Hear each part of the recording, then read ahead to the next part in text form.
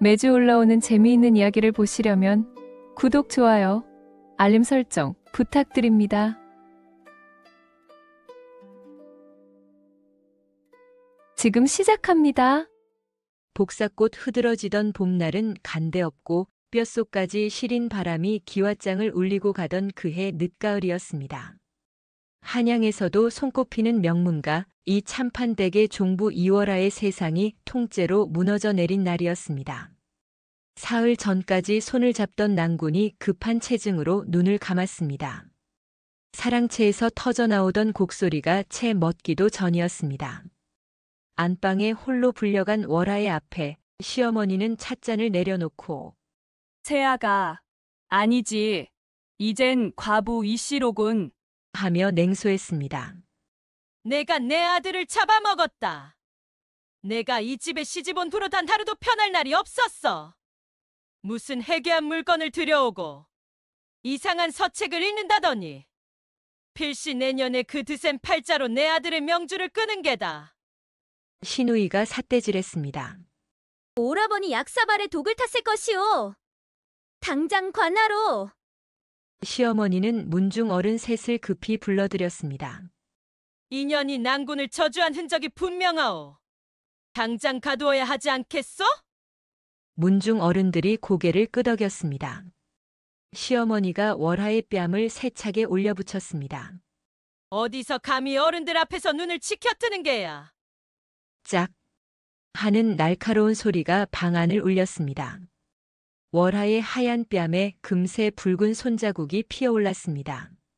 내 인연, 당장 내가 가져온 세간을 모두 내놓아라.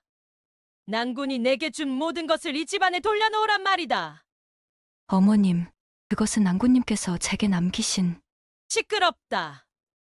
과부년이 어디 재산을 탐한단 말이냐.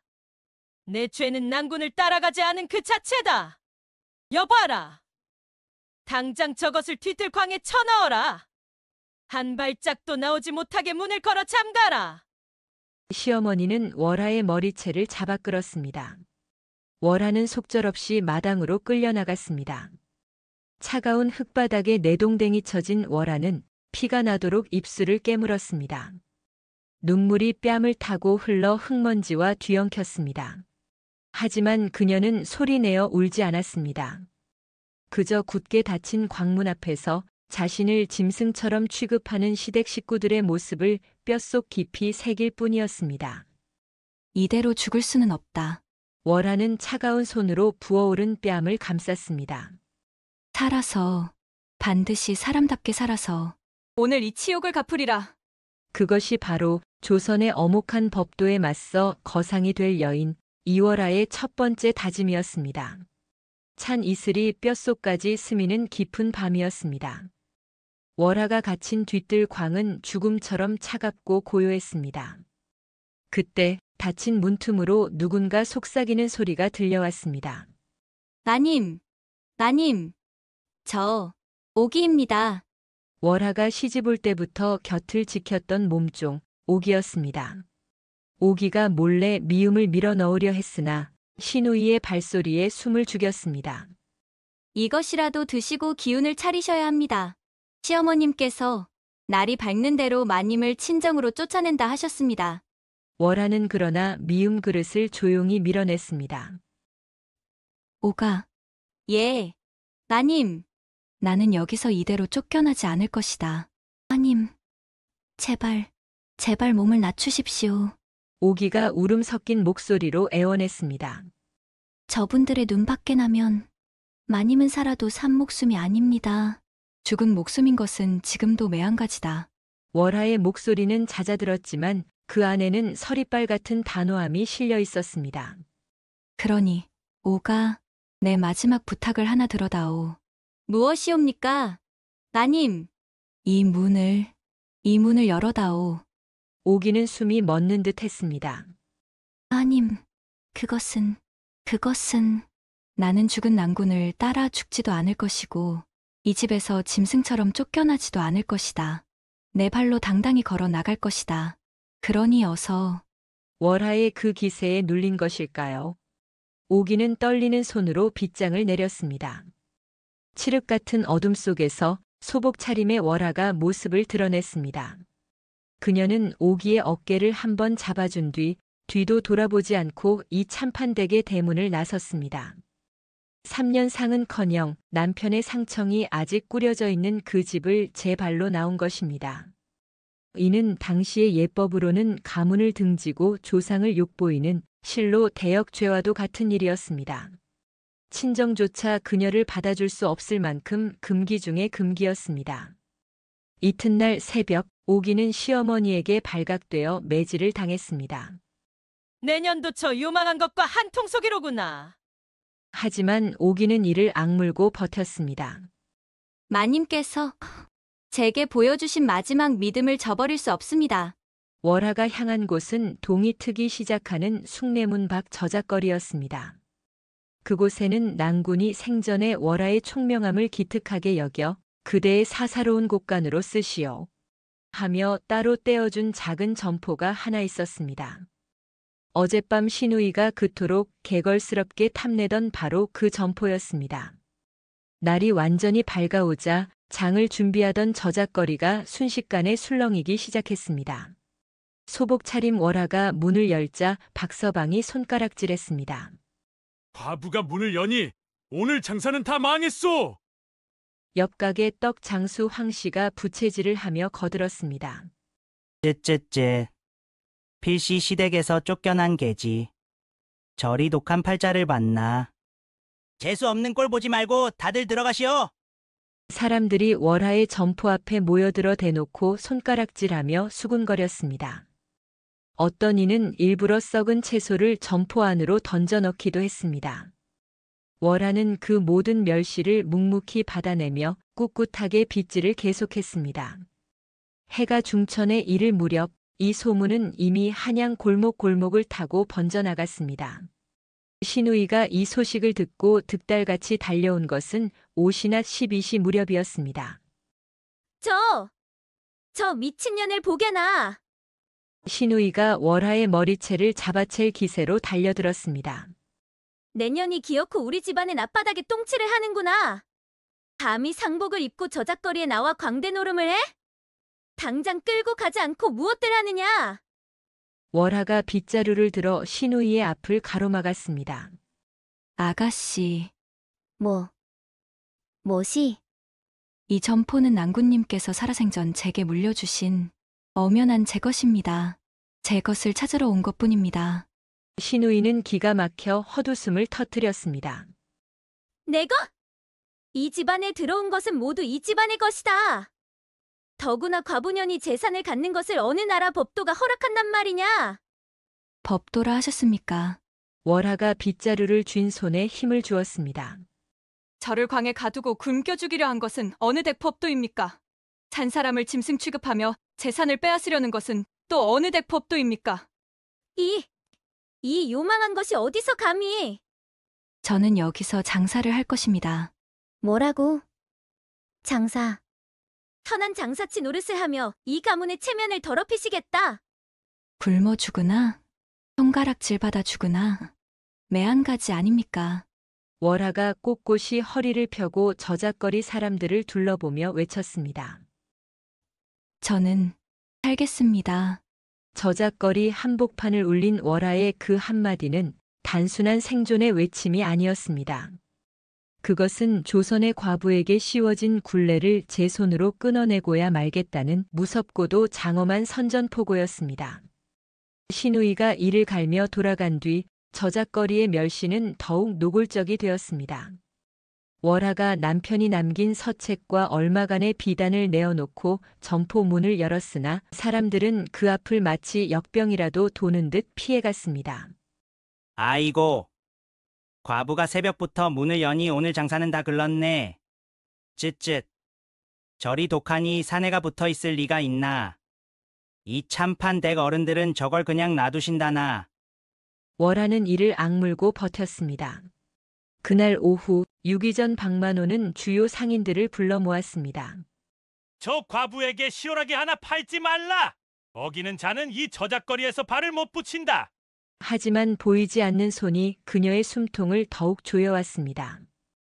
월하에게 물건을 대주기로 했던 지물포 상인이 하루아침에 말을 바꿨습니다. 상인은 박만호 명령을 전했습니다. 방 대행수께서 과부에게 한 푼어치도 팔지 말라 하셨소. 그날 오후 박만호의 수족으로 보이는 왈패 무리가 들이닥쳤습니다. 이봐, 과부대. 선두에 선 떡대 좋은 사내가 껄렁한 걸음으로 들어섰습니다. 여기가 어디라고 감히 좌판을 벌여? 여기는 내 점포요. 난군께서 물려주신. 시끄럽다! 사내가 월하가 애써 정리해둔 서책을 발로 걷어차 버렸습니다. 종이가 사방으로 흩날렸습니다. 방 대행수 어르신께서 이 저작거림을 후리지 말고 당장 꺼지라 하셨다. 이 무슨 무도한 짓이오. 무도해. 왈패가 월하의 턱 밑까지 얼굴을 들이밀었습니다. 내년이 법도 어기고 여기 눌어붙은 것이 더 무도한 짓 아니더냐? 남편 잡아먹은 팔자로 어디에? 왈패들이 흙탕물을 끼얹었습니다. 월하가 비단을 치우려 하자 왈패 둘이 양옆을 막아섰습니다. 날이 저물고 오기가 겨우 왈패들의 눈을 피해 들어왔습니다. 아님, 이게 무슨 꼴이십니까? 제가 이럴 줄 알았습니다. 당장 여기서 나가셔야 합니다. 저들은 사람이 아닙니다. 월하는 흙탕물 범벅이 된 가게 바닥에 주저앉아 있었습니다. 오가, 예, 마님. 나는 양반도 아니고 장사치도 아니구나. 그저 아무것도 아닌 과부일 뿐이었어. 월하는 흙바닥에 주저앉아 손톱으로 땅을 긁었습니다. 그때였습니다. 추위에 떨던 짐꾼 하나가 가게 문을 기웃거리다 흙바닥에 나뒹구는 서책을 조심스레 주워들었습니다. 그는 흙을 털어 월하에게 건네며 중얼거렸습니다. 아무리 그래도 글은 귀한 것인데 날도 추운데 저녁은 잡섰소? 이 근처엔 국밥 한 그릇 할 때도 마땅찮구먼. 국밥. 짐꾼의 국밥 한 그릇 할 때도 없구먼 한마디에 월하의 눈이 번쩍 떴습니다. 오가, 가마솥을 내려라. 돼지뼈와 시래기를 살 수 있는 만큼 사와라. 다음 날 새벽 저작거리는 다시 한번 발칵 뒤집혔습니다. 이 참판댁 과부가 점포 앞에 커다란 가마솥을 걸고 불을 지피기 시작했기 때문입니다. 구수한 뼈 국물 냄새가 차가운 새벽 공기를 가르며 퍼져나갔습니다. 국밥이요. 뜨끈한 국밥 한 그릇에 단돈 2푼이요. 월하가 머릿수건을 질끈 동여매고 직접 국자를 잡았습니다. 그것은 양반 사회에 대한 두 번째 반역이자 그녀가 거상이 되기 위한 진정한 첫걸음이었습니다. 펄펄 끓는 가마솥에서 구수한 김이 피어오르기 시작했습니다. 그 냄새는 숭례문 밖, 이른 새벽 일터로 향하던 짐꾼들과 장정들의 허기진 배를 사정없이 자극했습니다. 구수한 국물 냄새가 퍼졌으나 양반 국밥이라 아무도 첫 손님이 되려 하지 않았습니다. 사람들이 멀찍이 둘러서서 구경만 할 뿐 감히 첫 숟가락을 들 생각을 못했습니다. 양반에 대한 막연한 두려움, 그리고 어제 그 난리를 피웠던 박만호 상단의 왈패들이 무서웠기 때문입니다. 이튿날 왈패들 대신 박만호가 보낸 유기전의 행수들이 들이닥쳤습니다. 이보시오.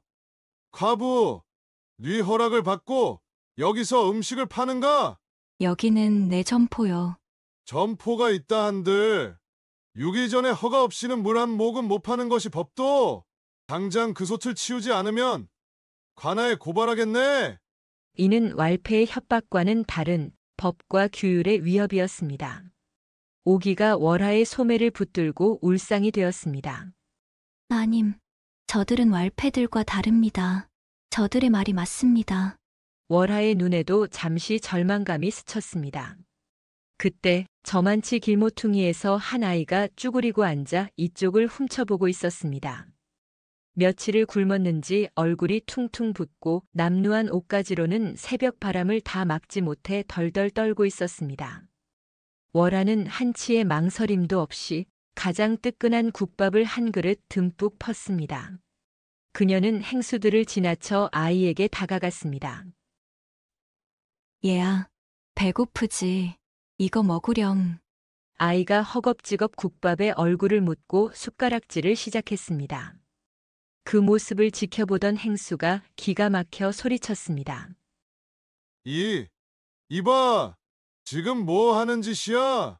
법도를 어기고. 보다시피 밥을 줍니다. 월하가 꼿꼿이 서서 행수들을 마주보았습니다. 유기 전에 법도가 굶어 죽어가는 아이 목숨보다 중하단 말이오.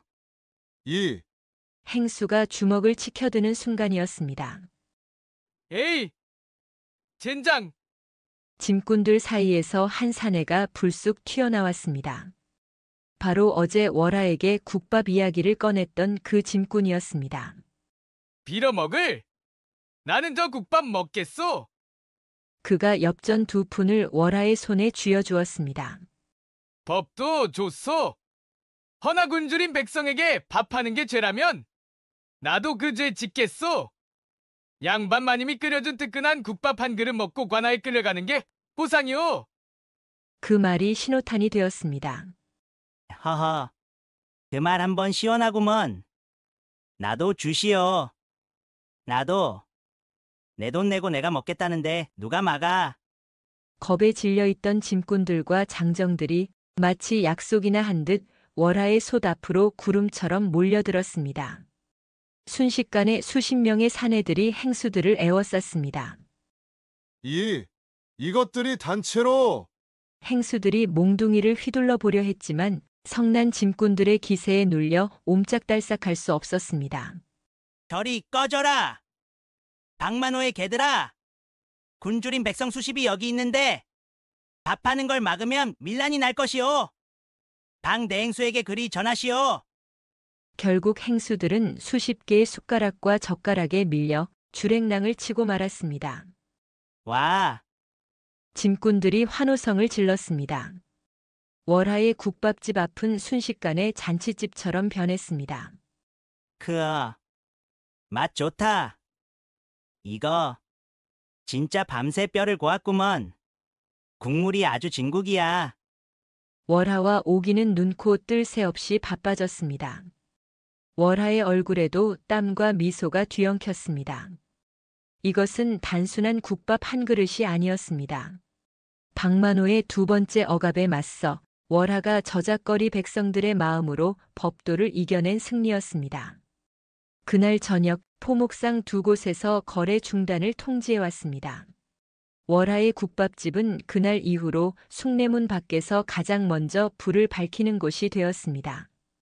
그녀의 국밥은 단순한 음식이 아니었습니다. 그것은 차가운 새벽 바람에 떠밀려 나온 짐꾼들에게는 온몸을 녹이는 온기였고 굶주린 장정들에게는 하루를 버티게 할 생명의 양식이었습니다. 저작거리의 민심은 놀라울 정도로 정직했습니다. 어제까지만 해도 과부라며 손가락질하던 이들이 이제는 월하의 솥 앞에 줄을 서며 그녀를 월하 주모라 부르기 시작했습니다. 어이, 월하 주모. 여기 국밥 한 그릇 더 주소. 푸죽간 박서방이 어느새 단골이 되어 너털 웃음을 터뜨렸습니다. 아, 이 양반 마님 손맛이 어찌나 좋은지. 이젠 마누라가 끓여주는 갱죽은 싱거워서 못 먹겠다니까. 월하가 웃으며 국밥을 듬뿍 퍼주었습니다. 박서방님, 그런 말씀하시면 부인께 혼납니다. 에헤이, 혼나도 좋아. 대신 여기 뼈다귀 좀 더 얹어주시오. 오가, 저기 막걸리 한 사발도 내어드려라. 사람들이 왁자지껄 웃었습니다. 국밥집은 잔칫날처럼 들썩였습니다. 월하는 더 이상 양반가의 체면에 갇힌 이씨가 아니었습니다. 그녀는 수십 명의 배고픈 사내들을 진두지휘하며 솥을 관리하고 푼돈을 계산하는 억척스러운 주모 그 자체였습니다. 하지만 그 모든 소란 속에서도 유독 한 사람, 월하의 눈길을 끄는 손님이 있었습니다. 매일 해질녘이면 찾아오는 노인이 있었습니다. 셋째 날, 그는 국밥값 대신 마포 쌀값이 내일 오른다는 쪽지를 놓고 갔습니다. 행색은 남루했지만 자세를 꼿꼿이 세우고 앉아 국밥을 먹는 모습에는 기묘한 기품이 서려 있었습니다. 그의 손가락엔 굳은 살과 먹물 자국이 깊었습니다. 그는 단 한 번도 반찬 투정을 하거나 말을 섞는 법이 없었습니다. 그저 묵묵히 국밥 그릇을 비우고는 엽전 2푼을 조용히 상 위에 놓고 사라지곤 했습니다. 오기는 그 노인을 볼 때마다 고개를 갸웃거렸습니다. 마님, 저 노인분은 꼭 양반 행세를 하는 것 같지 않습니까? 돈도 없는 것이 매일 와서 국밥만 축내고 말입니다. 오가, 그런 말 하는 거 아니다. 월하가 오기를 나무랐습니다. 우리 국밥은 누구에게나 공평한 것이다. 저분께는 깍두기라도 더 챙겨드려라. 그러던 어느 늦은 밤 마지막 손님들마저 떠나고 월하가 가게를 정리할 때였습니다. 그 노인이 홀로 남아 월하를 지그시 바라보고 있었습니다. 주모, 월하가 행주지를 멈추고 돌아보았습니다. 예, 어르신, 더 필요하신 것이라도 있으십니까? 노인이 천천히 입을 열었습니다. 국밥 맛이 참으로 정직합니다. 그렇게 말씀해 주시니 고맙습니다. 허나 주모는 장사에는 영 소질이 없으십니다. 오기가 발끈해서 앞으로 나섰습니다. 이보세요. 어르신, 지금 무슨 말씀을 하시는 겁니까? 월하가 손을 들어 오기를 제지했습니다. 월하는 노인의 눈빛에서 자신을 시험하는 듯한 날카로움을 읽었습니다. 어찌하여 제가 소질이 없다 하시는지요. 쌀과 뼈를 아끼지 않았는데도 이문이 박합니다. 노인이 뼈를 가리켰습니다. 이 뼈, 박서방 것이지. 그는 도가에서 봤소. 주모는 이중으로 값을 치르는 셈이요. 월하의 안색이 변했습니다. 그럼 쌀은 어찌합니까? 쌀은 닷새 뒤 마포나루 세곡선이 닿을 때 잡아야 하오. 지금 주모는 가장 비싼 값에 쌀을 사고 있어. 월하는 숨이 멎는 듯 했습니다. 어르신은 대체 누구십니까? 노인이 씁쓸한 미소를 지었습니다. 한때 개성에서 송방을 이끌다 박만호 그자와의 싸움에서 모든 것을 잃고 낙향한 늙은이일 뿐입니다. 제 이름은 허상이라 합니다. 사람들은 저를 허생원이라 부르지요. 내가 송방을 일으킬 때도 저런 악랄한 자들이 있었소. 박만호는 그때 나를 파멸시킨 자의 수족이었지. 허생원의 눈에 차가운 빛이 스쳤습니다. 허생원. 한때 송도 상권을 주름잡던 전설적인 상인의 이름이었습니다. 주모, 그릇은 가마솥만 한데 고작 뚝배기만 채우고 계십니다. 박만호와 싸우시겠다면서 고작 국밥 한 그릇으로 어찌 그 거대한 산을 넘으시렵니까? 월하는 그 자리에서 허생원을 향해 큰 절을 올렸습니다. 어르신, 부디 저에게 장사의 길을 알려주십시오. 그것은 월하가 솥단지를 벗어나 조선의 물화 유통과 경제를 배우는 거상의 길로 들어서는 중대한 전환점이었습니다. 그날 밤부터 월하의 국밥집 뒷방은 조선 팔도의 물길과 상권을 논하는 가장 뜨거운 장소가 되었습니다. 허생원은 겉모습은 쇠락했으나 그의 머릿속에는 조선의 모든 돈맥이 꿰어져 있었습니다. 주모, 장사란 이문을 남기는 것이 아니라 진용을 남기는 것입니다. 허생원이 지도를 그렸습니다. 길목을 잡으시오. 월하는 밤을 새워 허생원의 가르침을 닥치는 대로 빨아들였습니다. 그녀는 더 이상 솥 앞의 주모가 아니었습니다. 이튿날 월하는 소금을 선매해 신용을 쌓았습니다. 오기는 그날로 한강변 양화진으로 달려갔습니다. 해가 기울 무렵 강변에 도착해 밤을 새워 선주들을 설득했습니다. 이튿날 아침에야 월하는 오기의 귀환 소식을 들었습니다. 마님, 소금은 지금 창고에 쌓인 것도 많습니다. 아니다. 허생호님 말씀대로라면 지금 강험한 바깥은 사나일째 풍랑이 심해에 배가 뜨지 못했다. 열흘 안에 한양의 소금 값은 천정부지로 뛸 것이다. 그리고 정확히 일주일 뒤 월하의 작은 점포 앞에는 소금을 구하려는 상인들이 문전성시를 이루었습니다. 박만호의 유기전 창고조차 소금이 바닥났을 때였습니다. 월하는 소금 값을 2배, 3배로 올리지 않았습니다. 정직한 값에 팔겠습니다. 대신 저희 월하 상단의 이름을 걸고 약조하십시오. 다음번 거래에도 이 신용을 지켜주시겠다고 말입니다. 월하 상단. 국밥집 한쪽에 내걸린 그 소박한 간판은 순식간에 한양 상인들 사이에서 가장 무서운 이름이 되었습니다. 그날 이후 사람들은 월하를 더는 주모가 아닌 대행수님이라 불렀습니다. 그 뒤로 3회가 흐르는 동안 월하 상단은 국밥의 신용을 미천 삼아 길목을 하나씩 장악해 갔습니다. 하지만 그 길은 결코 평탄하지 않았습니다.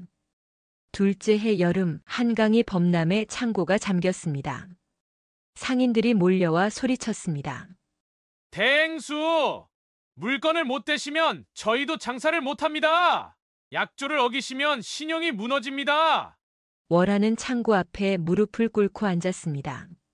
사흘만 기다려 주십시오. 제가 직접 강화도로 가서 물건을 구해 오겠습니다. 허생원이 말렸습니다. 대행수, 이 장마에 배를 띄우는 것은 목숨을 거는 일이요. 신용을 잃으면 제 목숨도 소용없습니다. 월하는 그날로 강화도 배를 탔습니다. 사흘 밤낮 풍랑과 싸우며 간신히 물건을 구해 돌아왔습니다. 상인들은 약조대로 물건을 받아들고 눈물을 흘렸습니다. 대행수님, 이 은혜 평생 잊지 않겠습니다. 그 일 이후 월하 상단의 신용은 한양을 넘어 팔도로 퍼져나갔습니다. 저작거리 사람들은 월하와 허생원의 관계를 의심하지 않았습니다. 그저 훌륭한 스승과 제자라 여겼습니다. 월하는 매상에서 빠진 몫을 해주 창고의 쌀로 바꿔들이며 그 내역을 진율장부라 이름한 책에 조용히 적어두었습니다. 그 무렵 황해도 해주에서는 월하 상단의 곡식 덕에 수만 명이 목숨을 건졌습니다. 관찰사는 보름 전 이미 조정에 장계를 올렸고 그 전갈은 지금 한양으로 오는 길이었습니다. 하지만 박만호의 귀에는 그 소문이 달리 들렸습니다. 박만호는 한성부 포도청에 풍속 문란과 상도 문란을 내세운 고발장을 접수했습니다. 뇌물을 받은 포도대장은 영장을 발부했습니다. 마침내 박만호가 직접 월하의 국밥집 앞에 모습을 드러냈습니다. 수십 명의 하인과 유기전 상인들을 거느린 위세가 실로 대단했습니다. 내년 1호구나. 감히 내 저작거리에서 쥐새끼처럼 상도를 어지럽힌 것이. 방대행수, 오랜만이십니다. 허생원이 월하의 앞을 막아서며 나섰습니다. 송도의 허생원이 아직 살아있었군. 박만호가 비웃음을 흘렸습니다. 살아있으면 뭘 하나.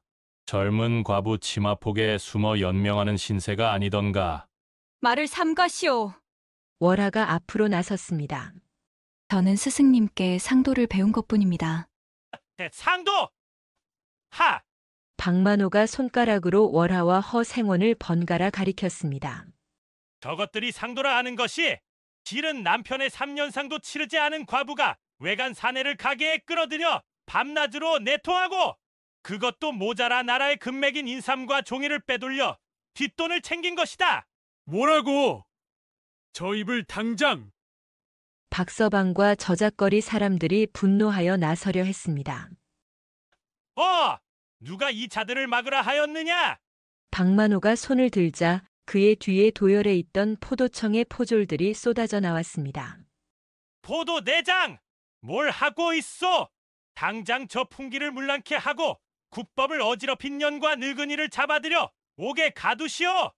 포도대장이 난처한 표정을 지었으나 박만호의 기세에 눌려 명을 내릴 수밖에 없었습니다. 이 월하와 허상을 체포하라!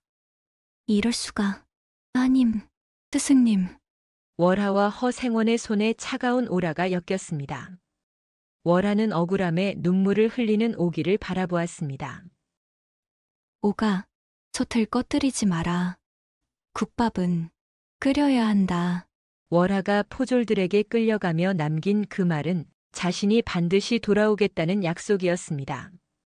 그러나 숭례문 저작거리 사람들은 절망했습니다. 저 막강한 박만호의 소나귀에 잡혀 들어갔으니 월하가 다시는 살아서 돌아오지 못할 것이라 여겼기 때문입니다. 차가운 옥사 바닥에서도 월하는 단 한순간도 좌절하지 않았습니다. 그녀는 자신이 쌓아 올린 신용과 저작거리 사람들의 따뜻한 밥 한 그릇이 결코 자신을 배신하지 않으리라 믿었습니다. 이윽고 포도청 마당에서 대대적인 신문이 열렸습니다. 박만호는 마치 승리자처럼 팔짱을 끼고 서 있었고 그에게 뇌물을 받은 관리들이 월하를 죄인으로 몰아세웠습니다. 저작거리 백성들은 포도청 마당에 무릎을 꿇고 상언을 청했습니다.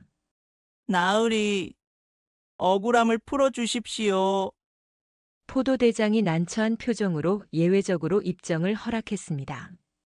박만호가 소리쳤습니다.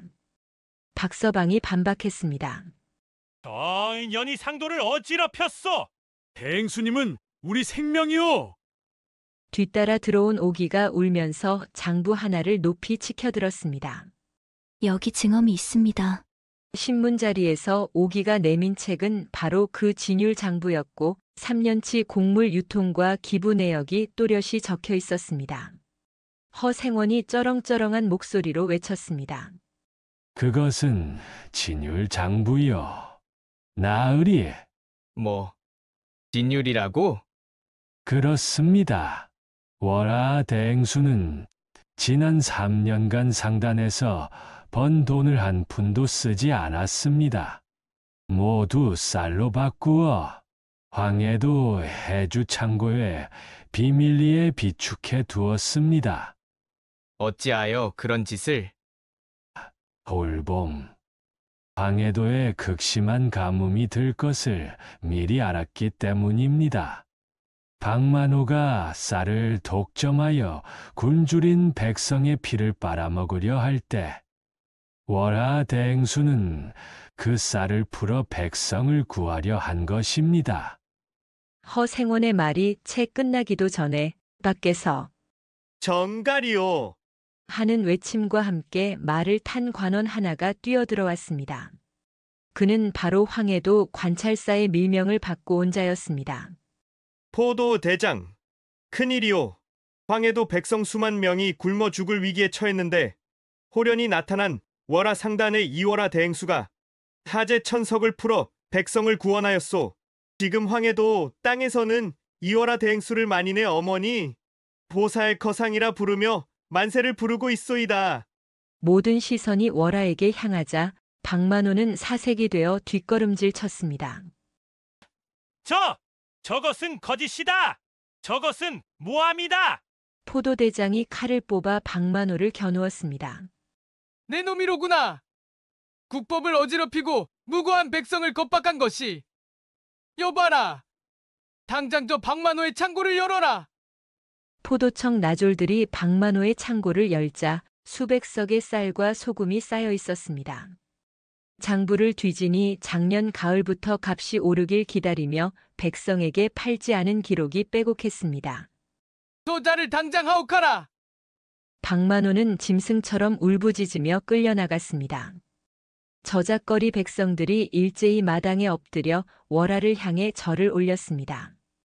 보살거상, 이월하 대행수님, 만세. 그날 이후 월하는 조선 팔도 최고의 거상이 되었습니다. 하지만 그녀는 박만호처럼 부를 독점하지 않았습니다. 남편을 잃고 멸시받는 과부들과 부모를 잃은 고아들을 거두어 기술을 가르치는 곳이었습니다. 과부들은 그곳에서 비단을 짜고 고아들은 글을 배웠습니다. 월하가 처음 장사를 시작하려다 흙탕물에 버려졌던 바로 그 비단을 이제는 과부들의 손으로 직접 짜내어 조선 최고의 명물이 되게 한 것입니다. 그리고 월하 상단의 가장 큰 솥은 더 이상 이문을 남기기 위해 끓지 않았습니다. 그 솥은 숭례문 앞을 지나는 모든 굶주린 이들을 위해 사시사철 꺼지지 않는 따뜻한 국밥을 내어주었습니다. 다음 이야기가 궁금하시면 댓글과 구독, 좋아요, 알림 설정 부탁드립니다. 긴 시간 함께 해주셔서 감사합니다. 감사합니다.